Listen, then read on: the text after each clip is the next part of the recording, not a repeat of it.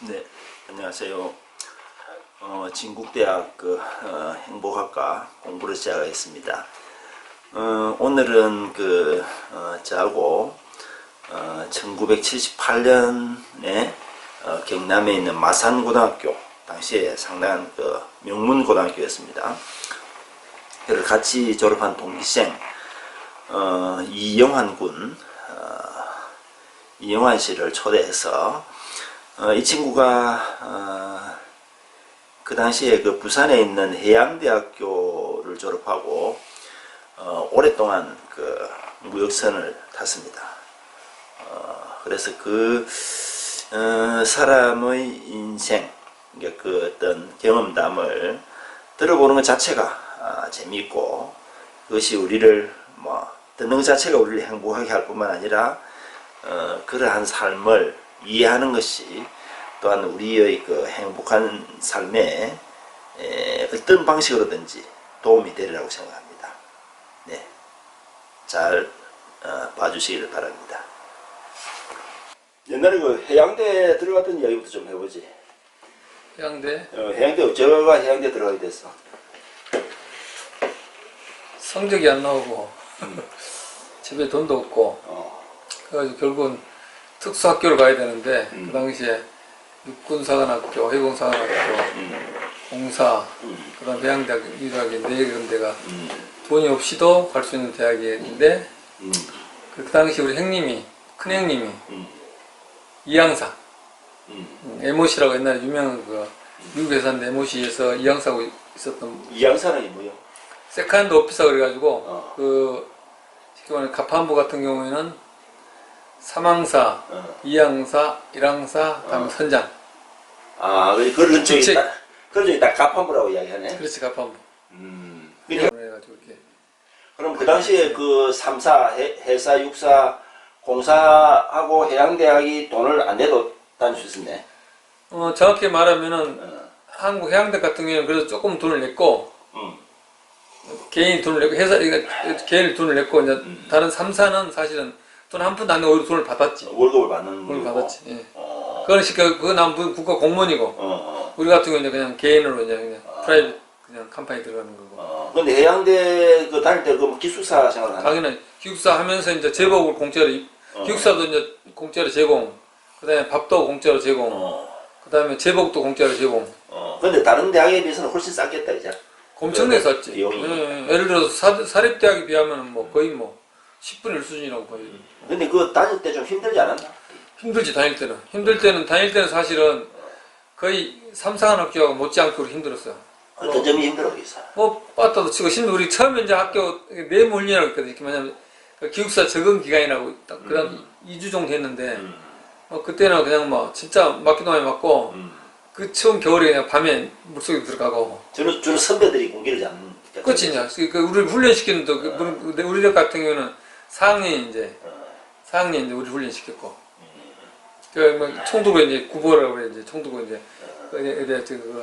태종대 한 바퀴 돌기도 하고, 한 바퀴 돌면 진짜 힘들고. 그러니까 4년제 대학이나 마찬가지네, 결국은. 4년 대학이 약간 특이한 게 뭐냐면은, 일반 대학 같은 경우에는 4년 내내 쉽게 말해서 그냥 학교에서 수업만 하는데, 우리 같은 경우에는 4년 중에서 그 당시 6개월은, 최소한 6개월은 배를 타고, 또 나머지 6개월은 어떠한 그러니까 일반 상선을 타고 어쨌든 간에 그걸 실습이라는 것을 하지 않으면은 국가에서 주는 그 자격증이 안 나와. 그러니까 실습을 1년 동안 하는 거예요? 그렇지, 1년. 그러니까 3년 공부하고 나서? 아니, 중간에 3학년 때. 3학년 때? 3학년 때. 그럼 4학년 때는 이제 마무리 또. 그래, 4학년 때 이제 교실에서 학교에서 하고. 그래갖고 이제 졸업을 해야지만이 우리가 이제 그 당시 3급 기관사 면허장이 이제 국가 시험이 냈죠. 면허장을 이제 시험을 쳐서 합격이 되는데, 그게 조건 중에 하나가 이제 실습 하는 그게 일이 붙어야지, 안 그러면 자격증이 나오지가 않지. 그럼 거기 이제 해양대 다닐 때는 그럼 주로 두 가지 파트로 나누겠네. 주로 항해? 그렇지, 항해 기관. 항해하고 기관하고. 근데 왜 기관을 택했어? 그 당시 우리 형님이 항해사다 보니까 나한테 기관부 가라는 이유가 뭐냐면은 가면 교수 되기 쉽다. 기관부. 그래서 자기도 그래서 갔다 좀 그런 거 있었잖아요. 교수를 좀 생각을 하고 나도 가긴 갔었지. 왜 교수 되기 싫었을까? 이거 항해 쪽이 좀 경쟁이 심했나? 항해 쪽은 사실은 그러니까 어떻게 되냐면 이게 지금 항해 쪽 같은 경우는 육상 자리가 많이 없어. 왜냐면 항해는 배만 타를 배 타기는 좋지. 근데 이제 우리 기관부 같은 경우에 기술자 엔지니어다 보니까는 육상에 일이 많을 수가 있거든. 그러다 보니 교수 할 수가 있고 그래서 그 당시 형님 입장에 볼 때는 아무래도 배를 다 지금 그렇지만 뭐 이렇게 자식이나 동생들이 배를 억수로 오래 타는 걸 별로 좋아 안 하니까 한 기간을 가면은 어느 정도 타다가 내려서 뭐든지 할 수 있으니까 그런 체류성 한 거지. 근데 우리 78년도 그 대학 들어갈 무렵에는 그 배 탄다는 그 직업이 상당히 인기가 좋았잖아. 인기 좋았지. 특히나 우리 어릴 때는 막 배 탄다 그러면 최고였는데 그 당시. 왜 그랬냐면 그게 그 당시만 하더라도 이게 사실 이 붐이 분 게 내 기억에 한 그러니까 10년 전이니까 60한 8년도부터 이게 붐이 불어가지고서 지금 아마 미얀마라든지 지금 필리핀 아마 그런 사 비슷하고 무슨 얘기냐면은 지금 그 사람들이 한 달 봉급을 받으면은 자기 현지 봉급 받는 사람이 비해서 한 10배 정도 많아요. 우리도 마찬가지였어. 우리 그 당시에 물론 뭐 우리 선배도 더 그렇겠지만 나 같은 경우에도 내가 첫 봉급이 한 100만 원 됐는데 그 당시에 9급 공무원이 요즘 5급이 이제 그 당시 5급 어리지 5급 요즘 5급이 지금 9급이 내 기억에 아마 10만 원치 안 됐어. 그러니까 한 10배 되네. 10배 정도 됐었지. 그러니까 사실은 그 당시에 좀 인기도 좋았고 뭐 그랬었지. 근데 나중에 그 이제 한국이 점점 이제 좋아지니까 그렇지. 배 타는 거 자체가 나중에 좀 매력이 없어져 버렸지. 지금은 마찬가지고 지금 벌써 그래 된 지가 벌써 세월이 오래됐지. 10한 5, 6년 전부터 사실 이게 되게 한 몇 년 전부터 배 타는 별 특별한 메리트가 없다. 한 90년, 1990년. 내가 볼 때 올드컵? 아니 올림픽? 98년. 올림픽 그 전으로 해가지고. 그 이후부터 사실은 조금 2002년 보면 사실은 그 다른 게 아니고 이제 뭐냐면은 우리가 이제 돈을 1년을 딱 내가 이제 1년 딱 벌고 나서 1년 플러스 2년 정도 벌고 나서 내가 부산에 집을 한 채를 샀어요. 근데 98년 지나 물가가 올라가지고 우리 선은 임금은 그대로 있고 그러다 보니까는 2년, 5년, 6년 돼도 집 하나 사기 쉽지 않은 상태가 됐고 지금 같은 경우 알다시피 더 지금 뭐 지금 사실 육상과 별봉 차이가 별로 없어요. 그럼 78년도 대학 들어갔으면 거의 한 82년쯤에 졸업했을까요? 그렇지. 그럼 그때부터 한 88년까지 그때는 좀 괜찮았네 그러면. 그렇지. 괜찮았지. 그 당시에 뭐 많이 괜찮아. 가장 우리가 알기 쉬운 거 컨테이너. 두 번째로 땡카. 땡카도 종류가 몇 개 있는데 뭐 케미칼 땡카도 있고 프로덕트 캐리어 있고 크루드 오일 원유선도 있고. 그러니까 컨테이너 같으면 이제 무역선이다 그죠? 다 뭐 지금 말하는 컨테이너만 무역선이지. 컨테이너가 무역선이고. 그렇지. 탱크는 이제 무역선 마찬가지. 배 자체에 그 기름이라든지 이런 거 싣고 오는 거야. 그렇지. 우리가 말하는 무역선이라는 건 전부 다 그런 거지. 다 무역선인데. 그렇지. 종류가 다른 거지. 종류가 다르다. 그 다음에 벌크선이라고 지고 가장 흔한 게 뭐냐면 벌크라는 게 뭐냐면은 곡물. 뭐 예를 들어 뭐 보리라든지 뭐 쌀 같은 거 이제 홀드에 싣고 이제 이동하는 거. 곡물은 어떻게 싣는 거야? 그냥 그 사고 같은 게 있나? 사이로 막 부어. 사이로 그런 거. 사이로. 이게 펌핑 시스템에 팍 부으면 뭐 그냥 금방 실어. 큰 창고가 되는 거다 이제. 그다음에 또 마찬가지 시키면 이제 그거 삭션 할 때도 얘가 지금 소리 똑같다고 생각하면 돼.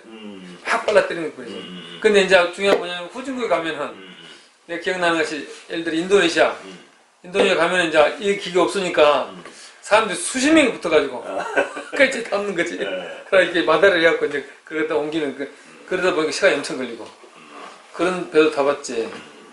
그 다음에 또 한 거 우리 광탄세라고 아마 요즘에 얼마 최근에 아마 스텔라이즈 오라고 막 물속에 깔았는 그 기억나 신문 날 거야. 저쪽에 남미 쪽인가 돼요. 그렇지. 그건 말 그대로 이제 광탄성이 뭐냐면 쉽게 말해서 우리 광물, 그러니까 이 돌멩이 안에 이제 철이 들어있는 그거. 그것을 알다시피 비중이 엄청 무겁거든 이게. 그렇지. 그것은 이제 말 그대로 이제 그것을 실는 방법하고 아까 말한 곡물 그러니까 뭐 아까 벼라든지 뭐냐 밀 같은 거 실는 거하고 그 실는 방법이 달라. 그래서 광탄 같은 경우는 사실 이게 잘 실지 못하면 그런 사고가 없이 난다고.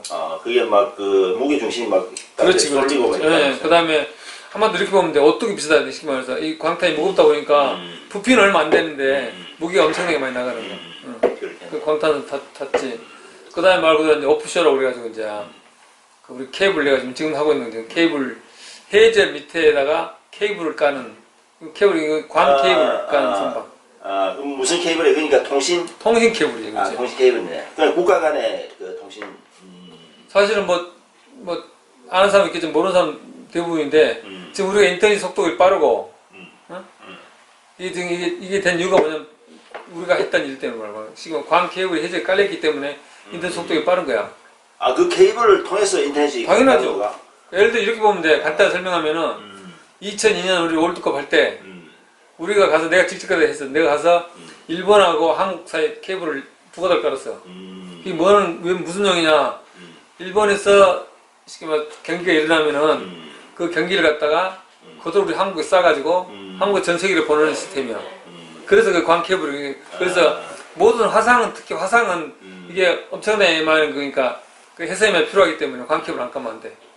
그러니까 광 케이블이라는 건 그러면은 그 통신 케이블. 통신 케이블인데 바다에 그 지면에 까는 거가 아니면 뚫어가지고 까는 거. 그 어려운 질문이었는데 네. 이렇게 보면 돼. 수심이 깊은 데는 그냥 바닥에 그냥 올려놓으면 돼. 왜냐? 누가 쉽게 타치할 리가 없어. 그렇지. 근데 이제 수심이 얕은 예를 들어서 이런 데는 말 그대로 깊게 묻어.